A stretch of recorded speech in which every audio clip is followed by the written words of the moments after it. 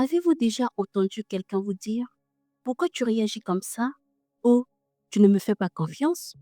alors que vous venez de découvrir quelque chose de louche? Si c'est le cas, sachez que vous êtes peut-être face à quelqu'un qui ment ou qui manipule la situation pour cacher la vérité. Ce genre de questions n'est pas innocent. Elles ne sont pas là pour comprendre, mais pour vous déstabiliser et détourner l'attention de ce qu'ils ont fait. Et aujourd'hui, nous allons voir ensemble les 5 questions les plus utilisées par les menteurs et les manipulateurs.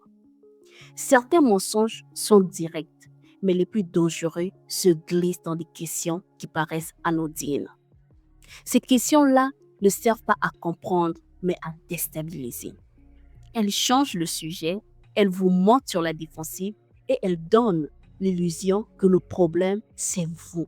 Nous allons parler de pourquoi ces questions semblent inoffensives, comment elles inversent les rôles et surtout comment y répondre sans perdre le contrôle. Lorsqu'une personne est prise en flagrant délit de mensonge ou de comportement douteux, il est fréquent qu'elle ne réponde pas sur le fond, mais s'attaque à votre manière de réagir en vous demandant pourquoi vous dramatisez ou réagissez autant. Elle déplace l'attention sur vos émotions plutôt que sur ses actes. C'est une stratégie de diversion. Vous finissez par justifier votre réaction et non plus par parler du problème initial. Numéro 2. Tu ne me fais pas confiance?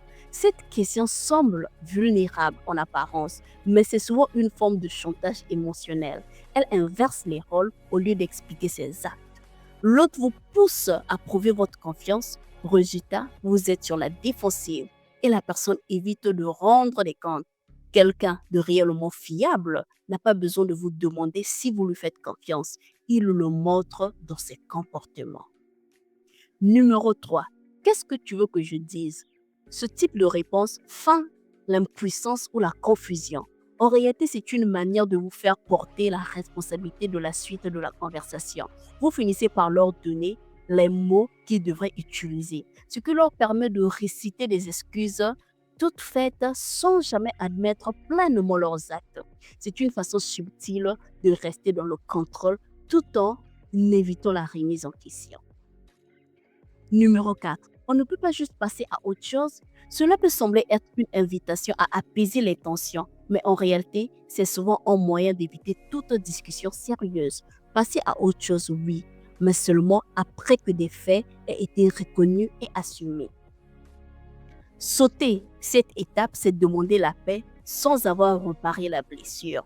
Et cela laisse souvent les problèmes sous-jacents inchangés. Numéro 5. Tu vas tout gâcher pour ça?